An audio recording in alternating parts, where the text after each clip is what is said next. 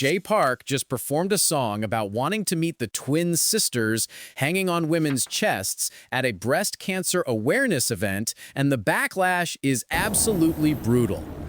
So the K-pop star chose to perform his explicit track, Ma May, at W Korea's Love Your W charity gala, which is supposed to raise awareness for women's health. But here's what makes this story perfect for our channel about why men hate women.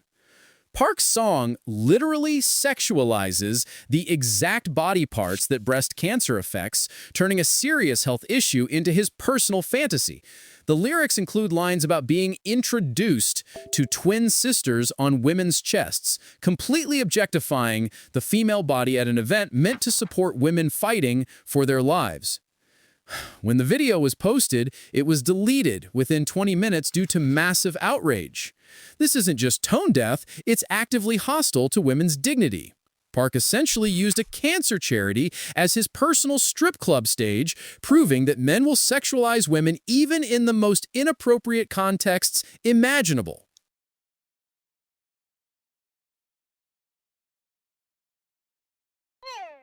Jennifer Lopez stonewalled Andy Cohen about a Rod's cheating scandal. She spent years defending him through steroid scandals, only to face his betrayal when he texted Madison LaCroix. Now she relives humiliation on live TV while he moves on quietly. Women protect men who betray them, then become entertainment. Her ice-cold silence was the perfect response to a system that treats women's pain as content.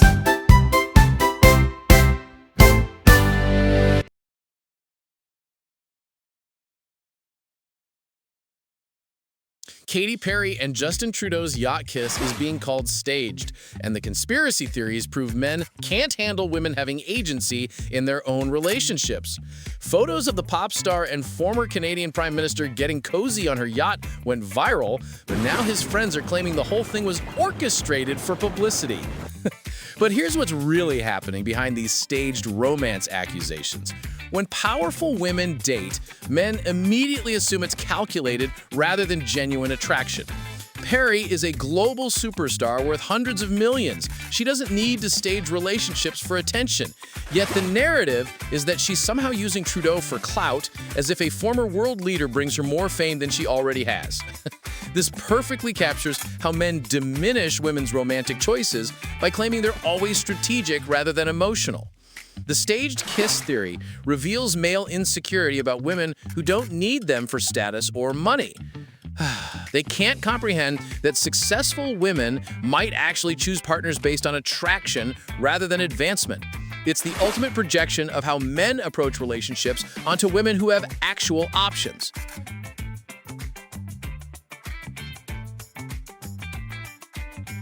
W Korea turned a breast cancer charity into a luxury influencer party, and the backlash exposes how men commodify women's suffering for profit.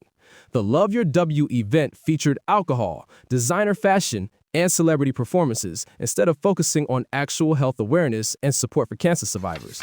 But here's what makes this controversy perfect for understanding male-dominated industries. The event organizers, predominantly men in media and fashion, transformed a serious health crisis affecting millions of women into a glamorous networking opportunity. They invited male performers to sexualize women's bodies at an event supposedly supporting those same bodies through cancer treatment. The cognitive dissonance is staggering. This perfectly illustrates how patriarchal systems exploit women's pain while pretending to care about their well-being. The charity raised money, but at what cost to dignity and actual awareness? Men in power consistently turn women's struggles into profitable entertainment, whether it's pink ribbon marketing or celebrity galas that focus more on luxury brands than medical research. The Love Your W controversy proves that even women's life-threatening illnesses become opportunities for male-controlled industries to profit while appearing charitable.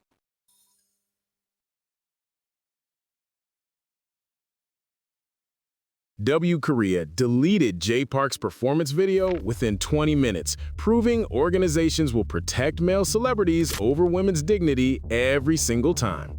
After posting the Mume performance with praise for Park's energy despite his injured leg, the massive backlash forced them to remove the content immediately.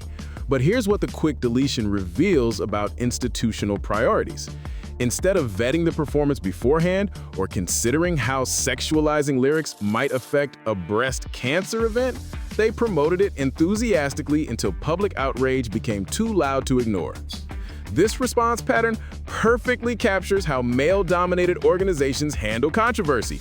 They enable problematic behavior until it threatens their reputation, then quietly erase the evidence. The deletion wasn't about protecting women or acknowledging the inappropriateness. It was damage control to preserve their brand image. They were perfectly fine with Park objectifying women's bodies at a cancer charity until the internet called them out.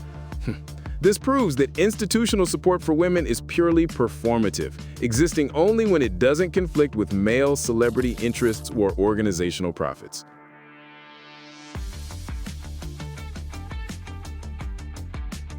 Jay Park sang about wanting to meet twin sisters on women's chests at a breast cancer event? And his word choice proves men see women's bodies as entertainment even during medical crises. The Mumme lyrics specifically reference being introduced to twin sisters hanging on women's chests, turning breasts into personified objects for male pleasure. But here's what makes this lyrical choice so disturbing in context.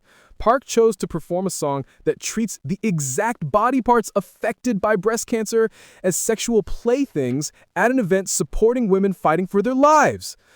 The dehumanization is complete. He's literally singing about breasts as separate entities from the women who own them. This perfectly captures how men compartmentalize women's bodies, seeing individual parts as existing for their gratification rather than as integral parts of human beings facing serious health challenges.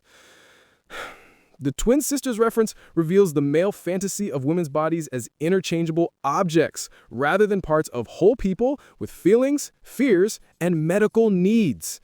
At an event where women were supposed to be supported through one of the most frightening experiences possible, Park reduced them to sexual fantasies. It's the ultimate example of male objectification overriding basic human empathy.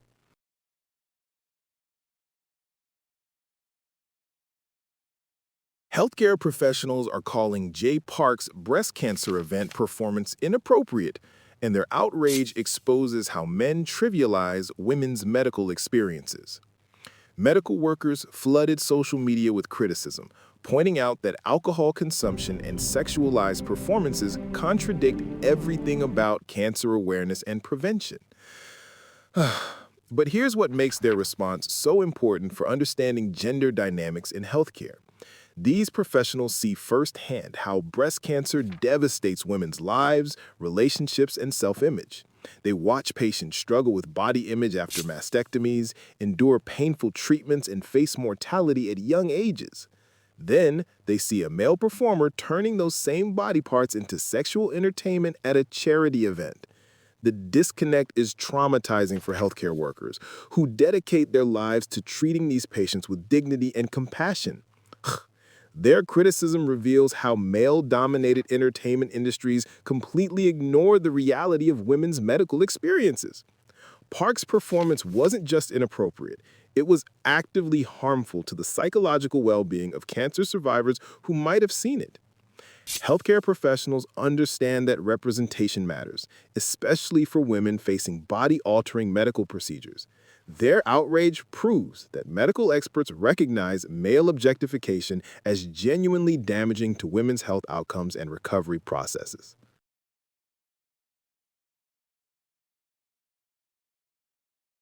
The Love Your W charity event prioritized celebrity glamour over actual breast cancer awareness, proving male-controlled media will exploit any cause for content. Instead of featuring survivors, medical professionals, or educational content, the event showcased luxury fashion, alcohol, and celebrity performances that had nothing to do with cancer prevention or support. But here's what this priority reveals about how men approach women's issues. When male executives control charitable events for women's causes, they inevitably turn them into entertainment spectacles rather than meaningful advocacy. The focus shifts from the women suffering from the disease to the celebrities who can generate social media buzz and brand partnerships. This perfectly illustrates how patriarchal systems co-opt feminist causes for profit, while completely missing the point.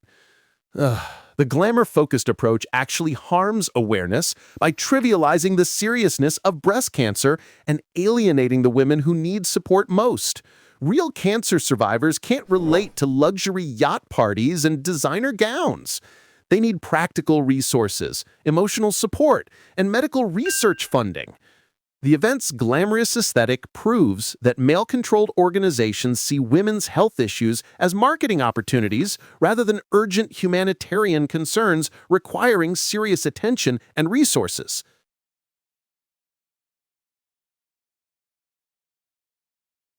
The Jay Park controversy sparked massive backlash within hours, proving the internet will mobilize faster to protect women's dignity than most institutions ever will.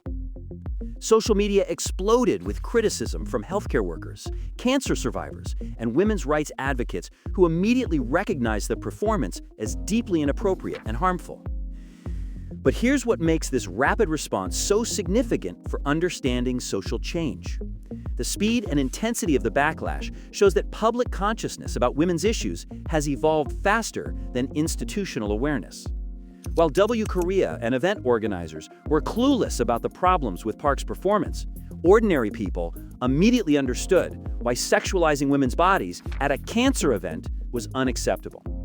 This represents a generational shift in how society processes gender-related controversies. The internet has become a more reliable defender of women's dignity than traditional media, healthcare institutions, or entertainment companies. The backlash forced immediate action. Video deletion, public apologies, and widespread discussion about appropriate representation of women's health issues. This proves that grassroots feminist consciousness has reached a tipping point where obvious misogyny faces instant, overwhelming resistance. The controversy became a teaching moment about respecting women's medical experiences and treating their bodies with dignity, rather than as entertainment objects.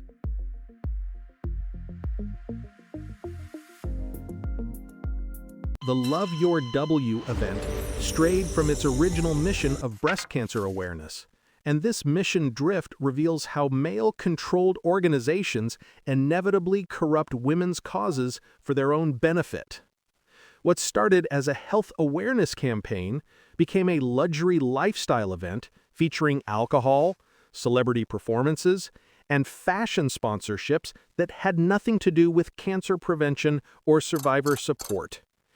But here's what this transformation tells us about institutional sexism.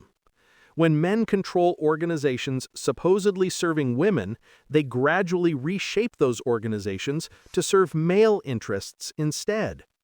The charity became less about educating women about breast health and more about creating networking opportunities for male executives in entertainment and fashion industries.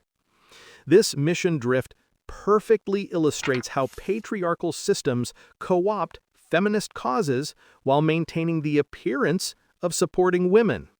The original goal of health awareness got buried under layers of celebrity culture and luxury branding that appeal more to male decision-makers than to the women actually affected by breast cancer. 20 years of this event's evolution shows how male leadership inevitably prioritizes spectacle over substance when dealing with women's issues. The controversy proves that without women's voices in leadership positions, even the most well-intentioned charitable efforts become vehicles for male entertainment and profit, rather than genuine advocacy for women's well-being and health outcomes.